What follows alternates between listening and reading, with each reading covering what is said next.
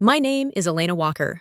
I'm 29 years old, and until a year ago, I honestly believed my life was finally settling into something that resembled balance. I had a stable job as a data analyst at a mid-sized firm in Maple Hill, a quiet little town in the Northeast where people wave at each other in grocery store parking lots and pretend their lives aren't falling apart. I had my own apartment, my own car, my own routines. And for a while, I naively thought living 25 minutes away from my parents was the perfect compromise, close enough to visit, far enough to breathe. I was wrong, painfully wrong, because for the past 2 years, every single Saturday morning at exactly 8 a.m., rain, shine, snowstorm, or the flu ripping through my office, the same thing would happen. My doorbell would ring. 3 short chimes, fast, purposeful, the kind of ring someone uses when they're not asking but announcing. And there she'd be, Amanda, my older sister, hair in a messy bun, sunglasses she never actually needed, yoga pants that had never once seen a gym, and 2 kids in tow, Tyler, 9, always sprinting straight toward my TV, and little Emma, 6, already digging into her bag of toys like my apartment was her personal playground. "Morning, Elena," she'd chirp, breezing past me as if I were a piece of furniture. "I've got errands. Be back around 6. 6, 10 hours, 10 unpaid hours. Wait, Amanda, today doesn't work for me," I'd say, desperate, still half asleep, still clinging to the faint hope that maybe, just maybe, she'd respect my time. But she'd already vanished into my kitchen, stocking her kids' snacks in my fridge as if she lived there. "You're amazing! Love you!" she'd call out, blowing a kiss toward the doorway while her car keys jingled. The door would slam. I'd be left with 2 hyperactive children, a half-burned cup of coffee, and a sinking feeling in my chest I couldn't name yet. At first, I didn't mind. I love my niece and nephew, truly. But somewhere along the line, a quiet, toxic assumption took root in my family. Elena doesn't have kids. Elena has time. Elena can help. Elena should help. And suddenly, I became the designated babysitter for every holiday. BBQ, birthday party, backyard gathering, church picnic, you name it. While the adults sipped wine and discussed their exhausting lives, I'd be cutting up chicken nuggets, wiping sticky fingers, separating fights, and Googling why someone's toddler had decided to eat a crayon. When I complained, Mom would pat my hand and say the same line she'd repeated since I was 21. "Oh, sweetheart, you're so good with kids. Think of it as practice for when you have your own." Practice. As if my life were some unpaid internship until I earned a wedding band. Meanwhile, I was losing my weekends, canceling dates, missing book club meetings, and spending nearly $200 every month on snacks, crayons, juice boxes, and emergency weather-appropriate clothes because Amanda forgot their jackets again. My apartment, my quiet sanctuary, slowly transformed into a daycare. Toys covered the living room. My once white rug now had a purple stain Emma proudly called her art accident. Goldfish crumbs lived permanently in my couch cushions, and I lived permanently on the edge of burnout. But the worst part wasn't the mess, or the exhaustion, or even the money. It was the realization that in my family's eyes, my time didn't matter. My life didn't matter, not compared to theirs. And deep down, something inside me was starting to crack. I didn't snap all at once. It happened slowly, like a rope fraying thread by thread until the final fiber gives way. One Saturday in late October, after another 10-hour shift with Tyler and Emma, while Amanda enjoyed what she called her well-deserved self-care weekend, I finally worked up the courage to ask her out for coffee. Just the 2 of us. No kids, no distractions, no excuses. When she arrived, she didn't even sit down before saying, "Make it quick, Elena. I have Pilates in an hour." I swallowed hard and forced my voice to stay steady. "I need to talk about Saturdays. I can't keep watching the kids every weekend. I'm exhausted." Her eyebrows shot up, offended before I even finished speaking. "Wow, seriously? You can't watch your own niece and nephew? Elena, they adore you." "That's not the point," I said gently. "I love them, but this is every week.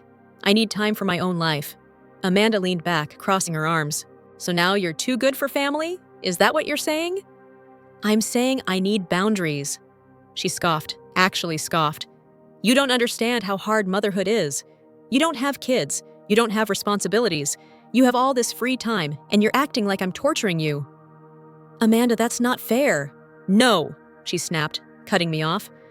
What's unfair is having a sister who refuses to help unless it's convenient for her. I stared at her, stunned. For 2 years, it's never been convenient for me. You never even asked. You're being dramatic, she said, grabbing her purse. Family helps each other. If you cared about anyone but yourself, you'd get that.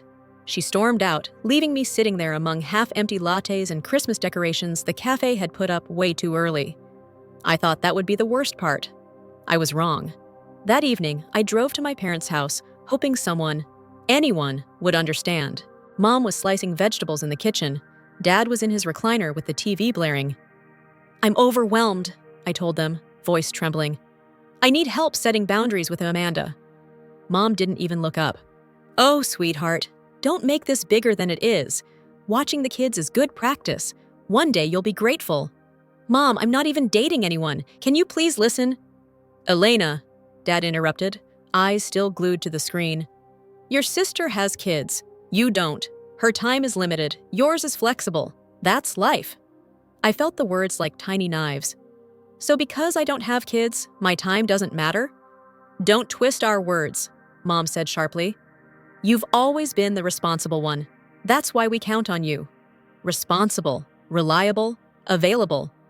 Translation, the family mule. And then came the phone call that changed everything. It was early December. Mom's voice was syrupy sweet, the tone she used when she was about to volunteer me for something I'd hate. Honey, she said, we're hosting Christmas this year, about 25 people. We were hoping you could take care of the catering. You make the best money in the family, sis. My stomach dropped. Mom, catering for 25 is expensive. Oh, we know, but everyone else is struggling. Amanda's kids, Maria's new baby, Uncle Robert's health issues. She trailed off melodramatically. We're counting on you. I heard myself say yes before my brain caught up. 2 days later, I was up past midnight comparing menus, calculating portions, upgrading entrees because Robert doesn't eat poultry anymore, adding vegetarian options, gluten-free sides, and desserts for every possible preference. I typed in my credit card details and pressed confirm on a total of $1,950. As the receipt emailed itself to me, I whispered, Merry Christmas, family, even though something inside me was already starting to fracture. I didn't know it yet, but this wasn't generosity. This was the beginning of the breaking point. The moment the ground beneath me quietly shifted, preparing to give way. The day everything snapped didn't begin dramatically. I had driven to my parents' house on a quiet Sunday afternoon, craving some kind of peace after weeks of tension. I let myself in with the spare key they insisted I keep for emergencies. Funny how the biggest emergency turned out to be what I heard next. I stepped into the kitchen, ready to call out a hello, when Mom's voice cut through the air, loud, clear C, and on speakerphone. She already covered all the food, Mom said, sounding almost proud. So this year, Elena will watch the kids, all 9 of them.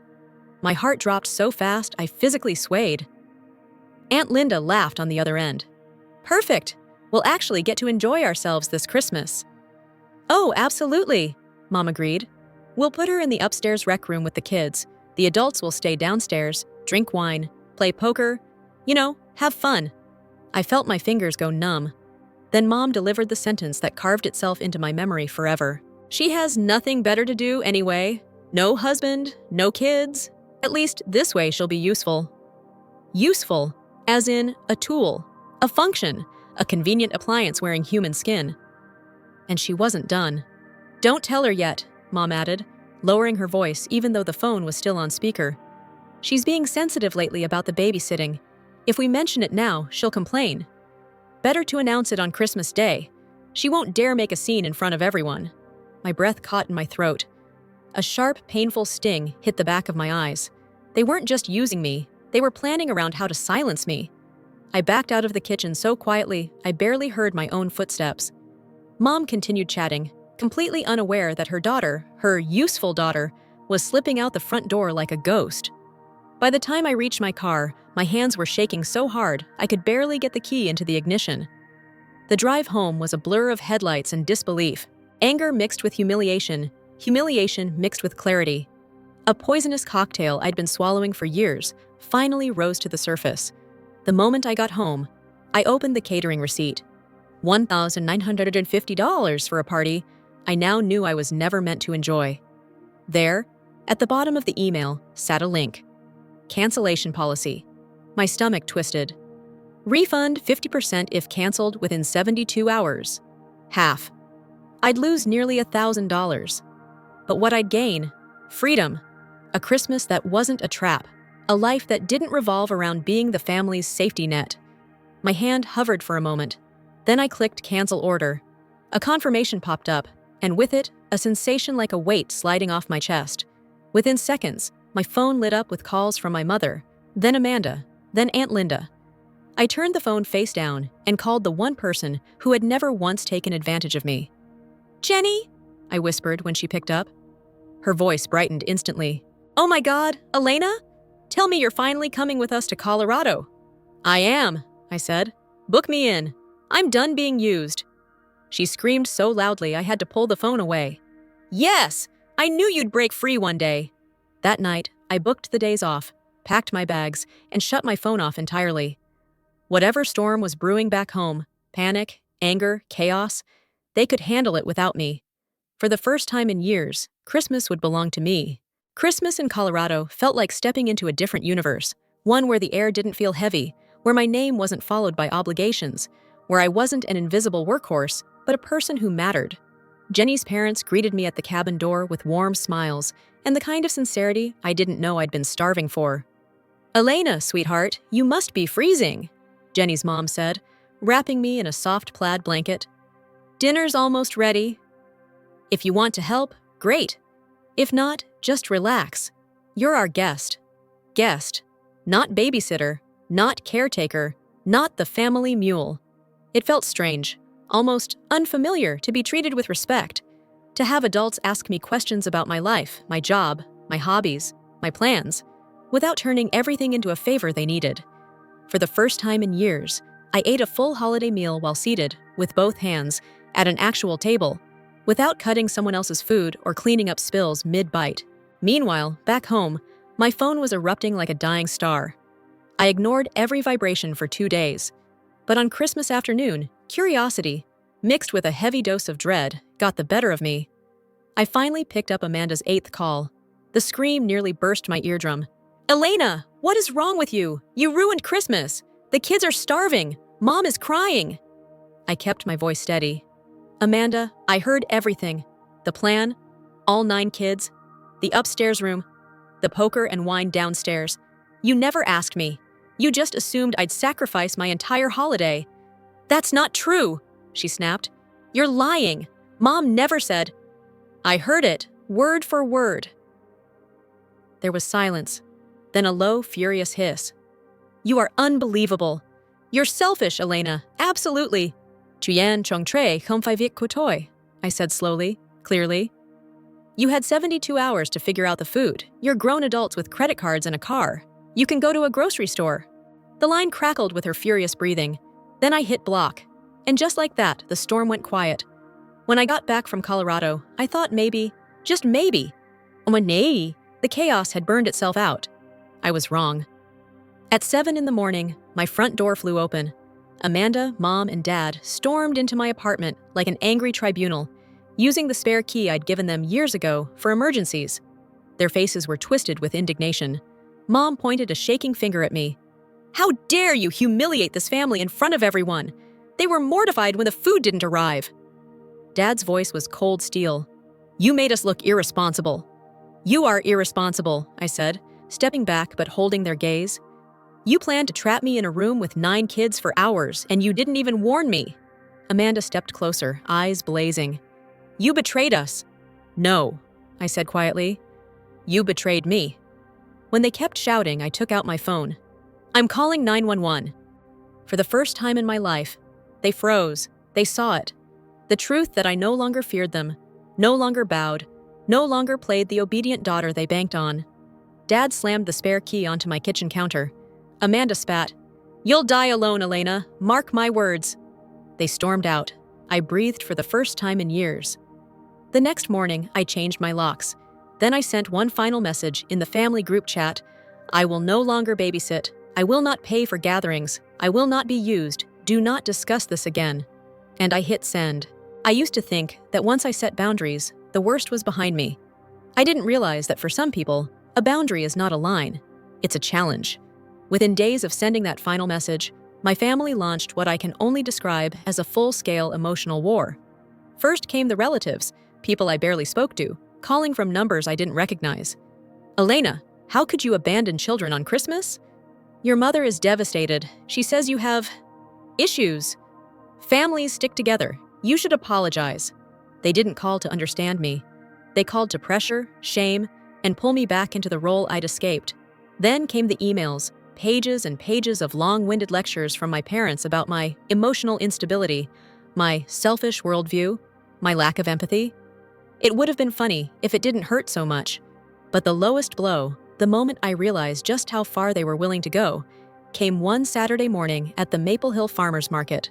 I was picking out apples when I suddenly heard a small voice behind me. "Auntie Elena, do you not love us anymore?"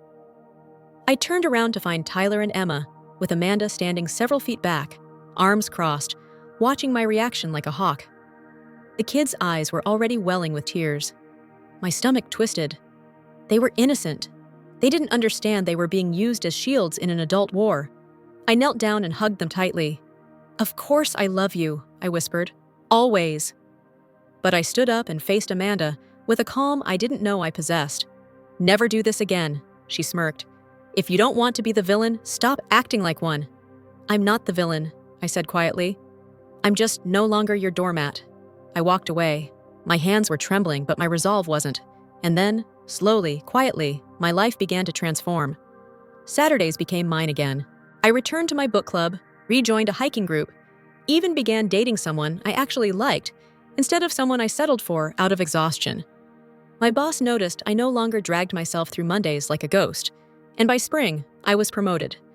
I took a trip to Europe for the first time in my life: France, Italy, Switzerland. I walked through museums and old streets without checking my phone every 5 minutes, worried that some crisis back home would drag me back. I hosted Friendsgiving with Jenny and her boyfriend, surrounded by people who valued me. Not for what I could do for them, but for who I was. And gradually, cracks began appearing in the family narrative. My cousin Sophie, one of the few emotionally intelligent members of the clan, pulled me aside during a chance encounter at a cafe. "Elena," she whispered, "Christmas was a disaster without you. Total chaos.